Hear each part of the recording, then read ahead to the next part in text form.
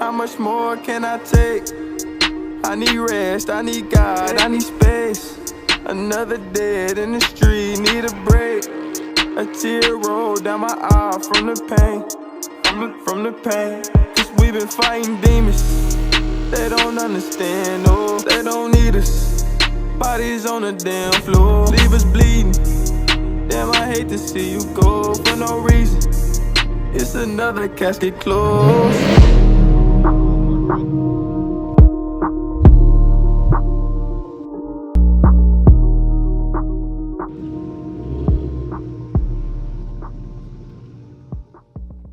What's up, YouTube? It's top of the morning.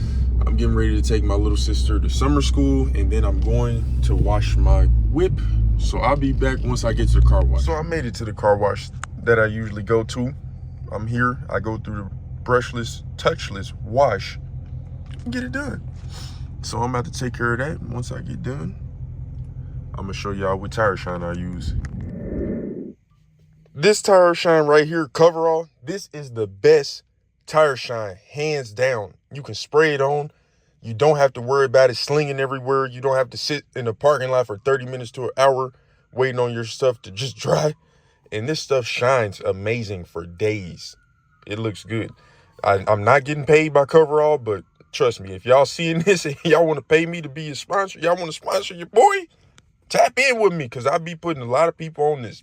This here is $13 a can, and they don't even leave these on the shelves. They keep this in the back. So wherever you go, ask for coverall. More than likely they have it in the back, because people will steal this stuff. That's how good it works. I'm all done now. I'm gonna show y'all what the tire shine did. Looks real good. I put it on my wheels and my tires. It looks real good. Got it all cleaned up. Whew. Oh yeah, good job.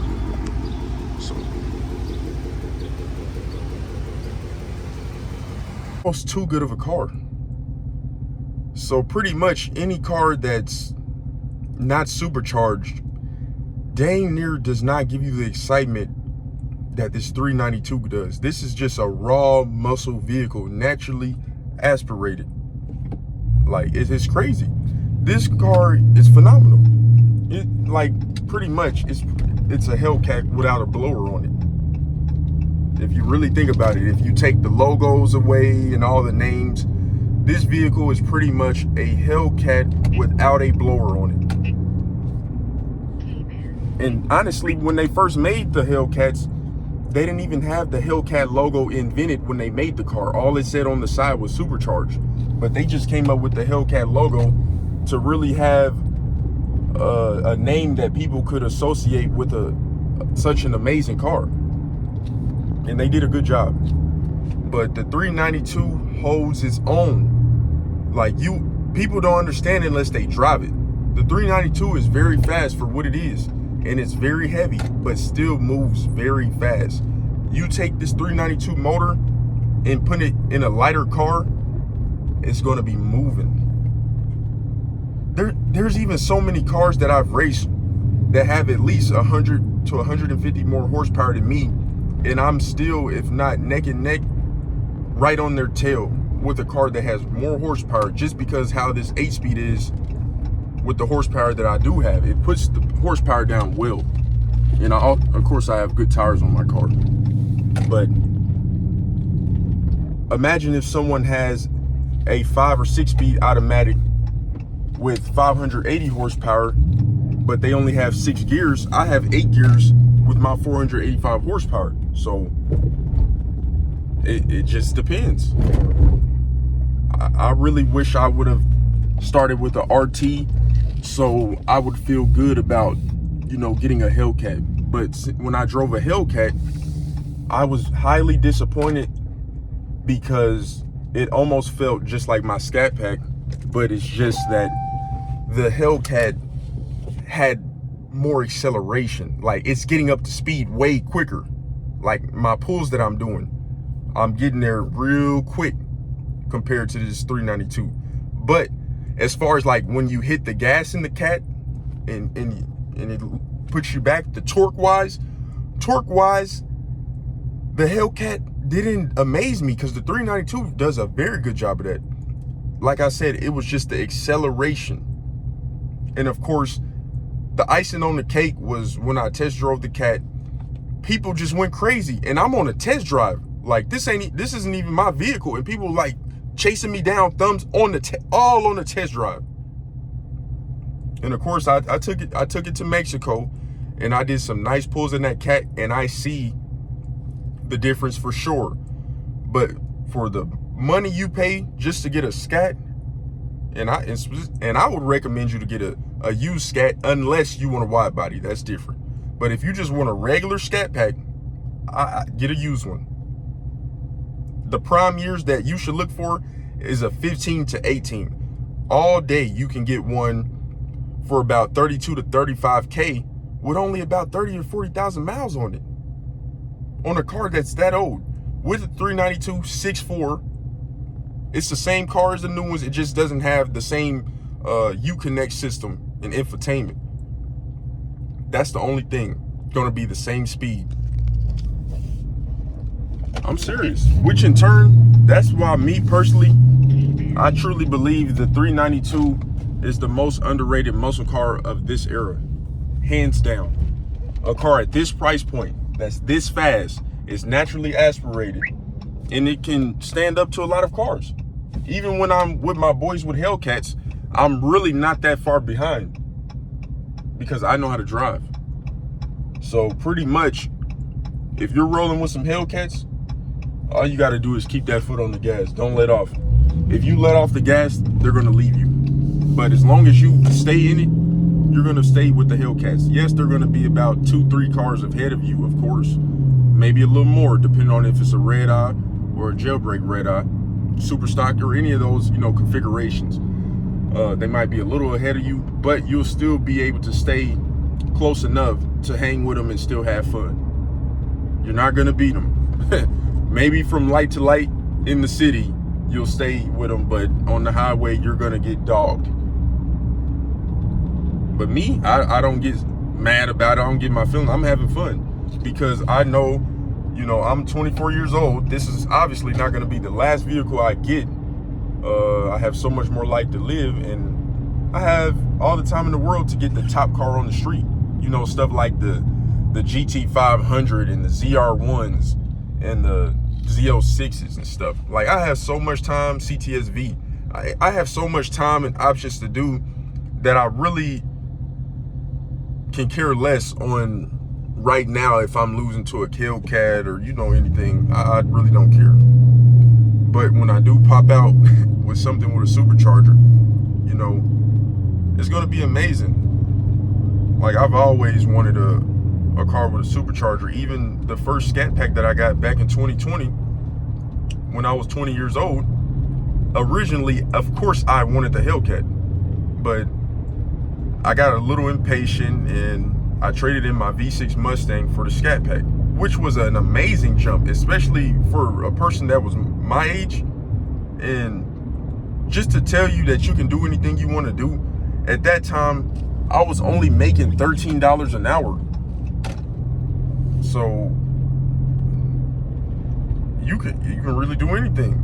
Yes, I was making $13.50, but my credit score was a 760. So, and I had a good relationship with my credit union. So it wasn't nothing for them to get me approved for that car. I at that time, I know for sure I was approved for something up to $55,000. And the Scat Pack, after everything that they added in and everything, taxes and stuff, I came out to about $45,000 on that vehicle. And it was practically brand new. It was a 2017 Scat Shaker with 17,000 miles on it. Unfortunately, with that vehicle, it was totaled. A lady ran a red light and hit me. And at the time, it only had 30,000 miles on it. Literally. I only had the car 4 months. So I barely drove it how I wanted to. Like, I did a couple pulls to like close to 100 miles an hour or a little bit more, but I never really just drove it how it was meant to be driven. And that's one of the things that I regret, and I always will miss that car, because at that moment, I didn't know anybody in the car community. I didn't go to car meets. I didn't pop out. All I did was go to work and go home and go to my family's house. But now it's like I have so many connections with this car stuff in my city that it's crazy. That's just how I go, you know. Enjoy your life. Live it to the fullest. If you want a Hellcat, you want a Scat Pack, get one, but just be careful and know what you're getting yourself into. And if for any reason your car ever gets stolen or something like that, don't crash out. It's going to be hard, but it's not worth doing, you know, 15, 20 years because you crashed out over a vehicle that you could have got the same way you did it the first time. If you get one of these cars once, you know the blueprint, you have what it takes to do it again. So don't crash out over this car. Now, it's different if you're in the car and someone, you know, your life is in danger, or someone pulls a gun out on you if you tried to go get your car back or something. I totally believe in self-defense and you know your laws. But the crashing out part, you don't even want to take a chance on that. I understand it. I understand that, you know, people shouldn't mess with your belongings because you worked hard to get them and they just wanted to take the easy way and steal it. I understand that. But you also more than likely have a family who needs you, and you don't need to bring them that heartbreak. Or potentially you could do something crazy and the people just get the ups on you, and you don't make it, you know. It's really not worth it. Honestly, if you can get a Scat Pack, I would say that. But if you're able to be patient and get a Hellcat, get one of those. Because had I waited just a little longer, I definitely would have been in a Hellcat and so easy. But with me getting a 392 that was used, my Daytona 392 now, it was used. It had a little bit more miles on it than I would like, but I got a good deal on it. With me getting in a rush, that forced me to get a car that was used, had a little more miles, and now since I put even more miles, it's caused it to depreciate even more, that if I wanted to go trade in, I'm going to get little to nothing for this 392 Daytona, which is a higher level than the Scat Pack.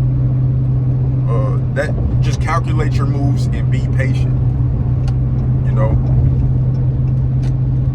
Because even to this day, I know I'm approved for something, you know, at least up to 55, 60,000 right now, which I could get a 2016 to 2018 Hellcat for 52 to 55,000 all day. Let alone if you put some money down with it, that'll knock it down some more. So it's easy for me if I wanted to go the Hellcat route. These cars do come with a lot. You don't truly get to relax when you're in it,